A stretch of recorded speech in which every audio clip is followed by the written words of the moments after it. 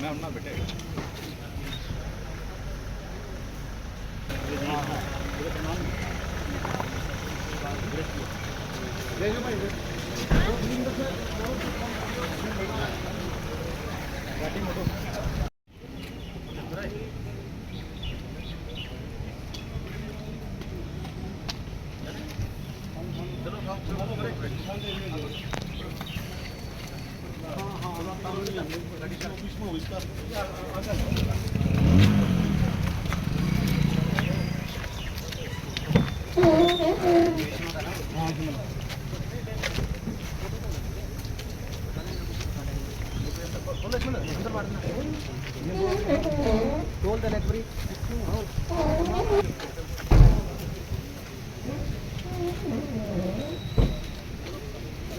मैं उन्ना बेटे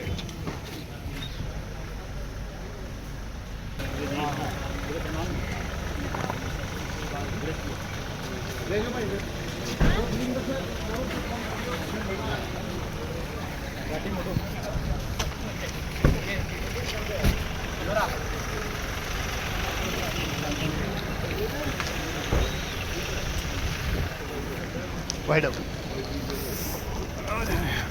दोनों ले लो। अशोक जी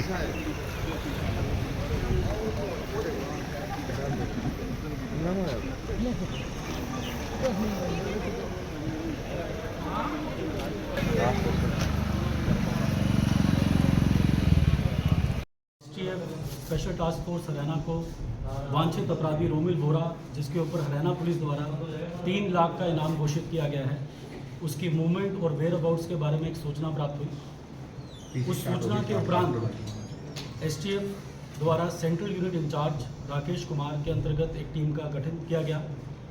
जो हमें इन्फॉर्मेशन मिली थी उसमें जो लीड्स थी हमारे पास ये थी कि रोमिल बोरा फरीदाबाद गुड़गांव के रास्ते से दिल्ली जा सकता है, दिल्ली में कोई वारदात कर सकता है या नॉर्दर्न हरियाणा में वारदात कर सकता है। इसके उपरांत हमारे द्वारा एसटीएफ द्वारा दिल्ली स्पेशल सेल के काउंटर इंटेलिजेंस यूनिट से इंफॉर्मेशन शेयरिंग की गई, एक रूपरेखा बनाई गई और जितने भी हरियाणा से दिल्ली के प्रोबेबल एग्जिट रूट्स थे वहाँ पे एसटीएफ द्वारा जॉइंट नाकाबंदी की गई। और आज अर्ली मॉर्निंग आवर्स में रोमिल बोरा, जो कि एक वांछित अपराधी है, जैसे कि बताया कि उसके ऊपर 9 मुकदमे हैं हरियाणा में, पंजाब में, दिल्ली में, उसको नाकाबंदी के टाइम इंटरसेप्ट करने की कोशिश की गई बट ही एस्केप्ड और उसने ओपन फायर किया पुलिस पर्सनल पे। सेल्फ डिफेंस में एसटीएफ द्वारा भी क्रॉस फायरिंग की गई और इस क्रॉस फायरिंग में एक एसटीएफ के मुलाजम सब इंस्पेक्टर रोहन को फायर आर्म इंजरी आई है, एक दिल्ली स्पेशल सेल का मुलाजम सब इंस्पेक्टर परवीन को फायर आर्म इंजरी आई है और रोमिल को भी फायर आर्म इंजरीज आई थी। उसके उपरांत सीन ऑफ क्राइम से इनको नियरेस्ट हॉस्पिटल लिया जाता है जहां पे हमारे मुलाजमों का इलाज होता है और रोमिल को डॉक्टर मृत घोषित कर देते हैं।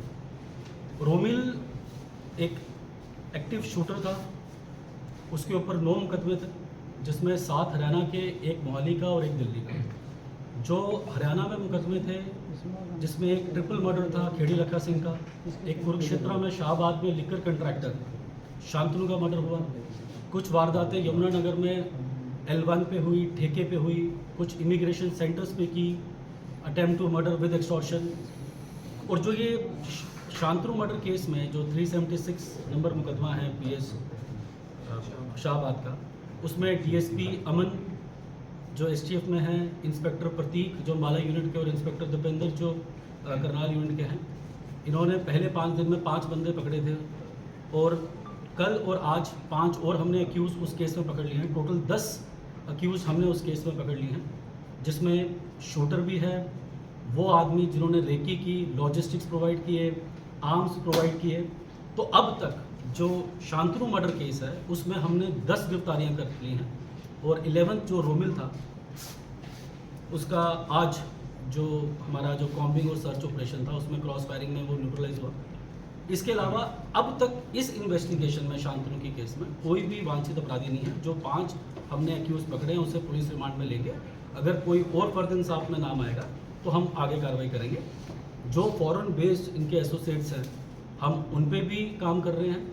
एसटीएफ द्वारा पिछले 2 सालों में 9 अपराधियों को जो विदेश में बैठे थे, कुछ फर्जी पासपोर्ट में गए थे, उन्हें लीगल कॉरस्पॉन्डेंस के थ्रू, सेंट्रल एजेंसीज और इंटरपोल के थ्रू 9 ऐसे वांछित जो बाहर थे उनको हमने डिपोर्ट या एक्सट्रेडिट करवाया है।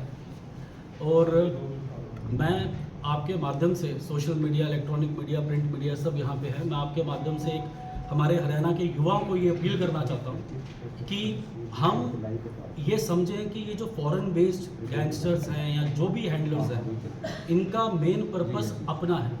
ये आपकी वल्नरेबिलिटीज़, किसी लड़के की अगर गांव में कोई रंजिश होगी पारिवारिक, या कोई स्कूल में किसी से तू मैमा होगी, वो इनको सोशल मीडिया में फॉलो करता है, फिर वो उनको कल्टिवेट करते हैं। ऐसे ही किसी को कच्चा लालच आ जाता है कि ब्रांडेड शूज़ देगा, ब्रांडेड टी शर्ट देगा। आपके ऊपर तो मुकदमे हो रहे हैं और ये बाहर बैठे हुए हैं। फिर कभी आपको छोटे मुकदमे में घुसा देंगे, फिर पैरवी करेंगे, फिर किसी बड़े केस में ले जाएंगे। तो मैं आप सभी मीडिया साथी से ये माध्यम से अपील करना चाहता हूँ, क्योंकि काफ़ी यंग बच्चे इनकी लॉजिस्टिक में हेल्प कर रहे हैं, फाइनेंसिस में हेल्प कर रहे हैं, डेट ड्रॉप में हेल्प कर रहे हैं। तो मेरी सभी युवा बच्चों से अपील है कि आप इन चीज़ों से दूर रहिए। इनके कोई सोशल मीडिया, कोई फॉलोइंग करने से कोई ज़रूरत नहीं है। और कोई भी इंफॉर्मेशन होती है आप डिस्ट्रिक्ट पुलिस को या एसटीएफ के साथ साझा कीजिए। सर, इसको क्रॉस फायरिंग में कितनी गोलियां लगी हैं, कोई पुष्टि हुई है? क्योंकि वो शांतनु को तो काफी सारी लगी थी, 7-8 उसको लगी थी शांतनु को। इसको रोमिल को कितनी गोलियां लगी क्रॉस फायरिंग?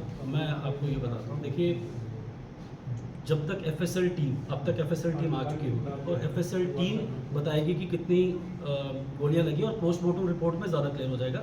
पर करीब जो मेरे पास प्रीलिमिनरी नॉलेज है, 25 से 30 दोनों तरफ से क्रॉस फायरिंग हुई है, जिसमें रोमिल की तरफ से भी, एसटीएफ हरियाणा और दिल्ली स्पेशल सेल की तरफ से भी 25 से 30।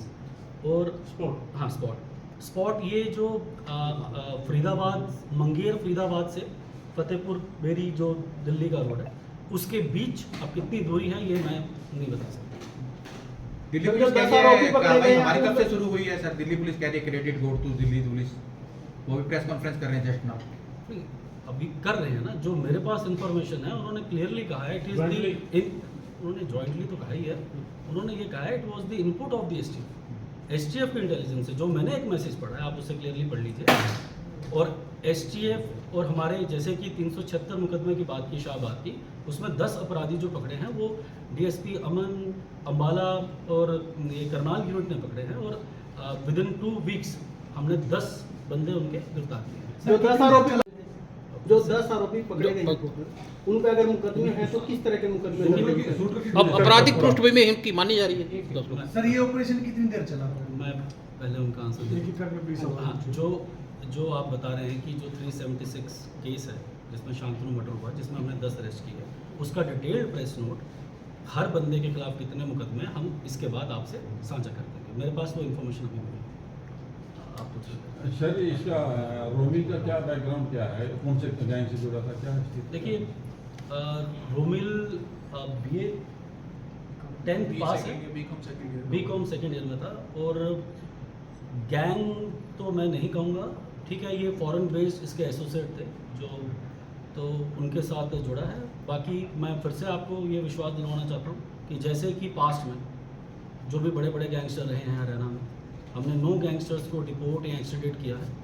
तो जो भी फॉरेन बेस्ड हैंडलर होगा, हम बहुत जल्दी उसको भी इन मुकदमों में अरेस्ट करेंगे। सोशल मीडिया पर एक वीडियो भी वायरल हुआ था, ऑडियो वायरल हुआ था, कुछ संबंध उससे मिला गया है ऑडियो से थी कि मेरी तरफ से मैंने इसको मारा है, बकायदा नोनी लाड़ा, लॉरेंस बिश्नोई, काला राणा गैंग ने बल्कि ऑडियो वायरल किया था और इंस्टाग्राम पे बकायदा पोस्ट नहीं, ऑडियो वायरल तो नहीं, पर मुझे ध्यान, बट हाँ मैंने पोस्ट जरूर देखी है। और इस मुकदमे में जो भी जैसे नोनी राणा था तो उसको मुलजिम बनाया है। और अगर जैसे ही तफ्तीश में ये 5 बंदे और पकड़े हैं हमने, जैसे तफ्तीश में आएगा हम सबके नाम खोलेंगे। सोशल मीडिया पे जो पोस्ट डाली गई है उसके बारे में हम ऑलरेडी वेरिफिकेशन कर रहे हैं, लेकिन जैसा कि आपको एसपी एसटीएफ ने बताया कि these are some miscreants, some foreign handlers who are, जो इसको सोशल मीडिया को यूज़ तरीके से गलत इन्फॉर्मेशन भी फैलाते हैं, तो उस पर भी हम कार्रवाई कर रहे हैं। और जो भी उनके सोशल मीडिया पेजेस को या फिर उनके पोस्ट को फॉलो करते हैं, हम उन लोगों पे भी कार्रवाई कर रहे हैं, ताकि इस प्रकार से जो भी युवा उनके साथ जुड़ने की कोशिश करते हैं उनको भी एक सबक जाए और उनकी भी काउंसलिंग करी जाए। सर, मेरा सवाल आपसे है कि जिस तरह से बड़े बड़े गैंगस्टरों को हरियाणा पुलिस एनकाउंटर में ढेर कर रही है, तो क्या इस पे बुलडोजर कार्रवाई होगी, क्योंकि हरियाणा में मोस्टली ये बड़ा वो रहता है?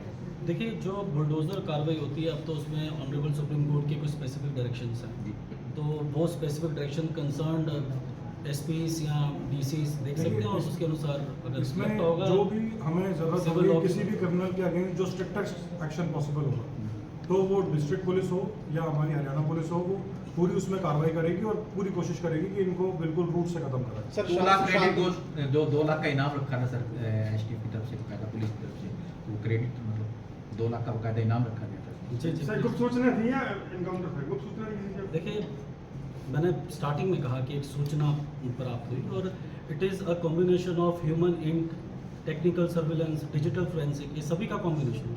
सर, शांतनु हत्या मामले में लेकर जो आरोपी पकड़े गए थे, देखिए, आप अगर पूरी हम रेकी की बात करें तो हम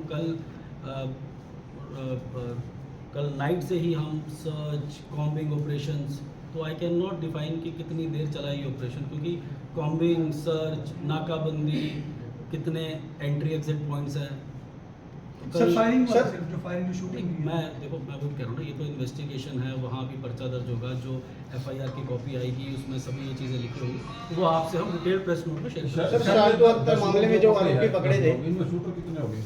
शूटर इसमें मैं दो एक रोमिल और एक सूजन। सर, शांतनु हत्या मामले में जो आरोपी पकड़े थे 6 दिन के रिमांड पे थे, उनसे पूछताछ में कुछ सामने आया कि शांतनु से किसी तरह की कोई फिरौती मांगी गई हो?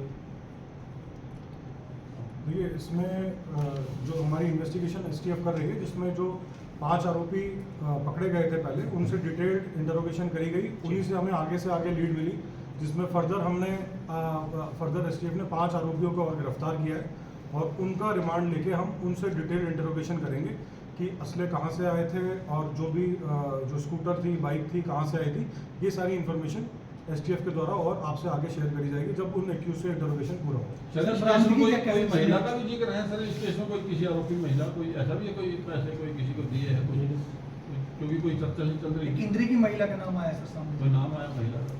अभी तक इन्वेस्टिगेशन में ऐसी कोई चीज़ नहीं है। जैसे ही होगा हम डिटेल्ड प्रेस नोट और अगर एक और प्रेस ब्रीफिंग करनी पड़ी तो वी विल डू। सर, जो आप 10 लोग गिरफ्तार किए हैं, उन 10 लोगों में किस प्रकार का आपसी संबंध था? वो एक गैंग से जुड़े थे या कोई दोस्त थे? देखिए, अगर इन पूरे नेटवर्क का बताएं तो बहुत टाइम ऐसा होता है कि जो लॉजिस्टिक प्रोवाइड कर रहा है उसको पता ही नहीं होता किसको क्या देना है।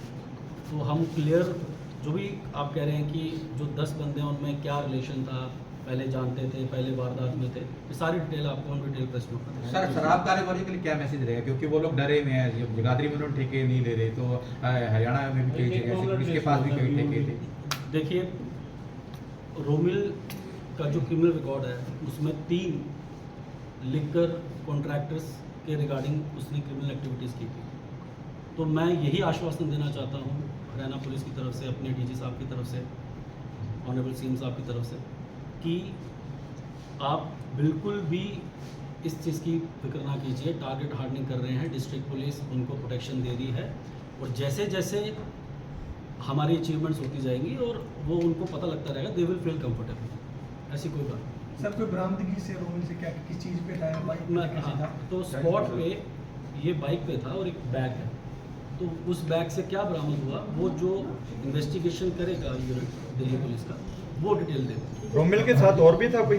नहीं, तो अकेला था रोमिल? के साथ कौन से तो हथियार? अभी तक अगर हथियार कौन से हो गए सर? वो तो हथियार तो बरामद नहीं हुए।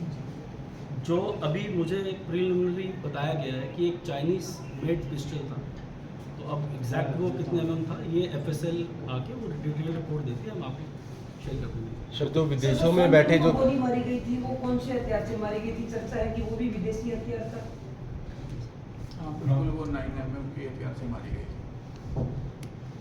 तो कुछ विदेशी हथियार विदेशी था नहीं था, वो था मतलब कंट्री में। अच्छा सर जो विदेशों में बैठे सर जो अपराधी हैं, क्या उन पर भी लगाम कसी जाएगी? मैंने वही बात की आपसे। देखिए ये प्रोसेस होते हैं कि जिसमें काफ़ी कॉरस्पॉन्डेंस होती है और सेंट्रल एजेंसीज के साथ कोऑर्डिनेशन होता है। तो हम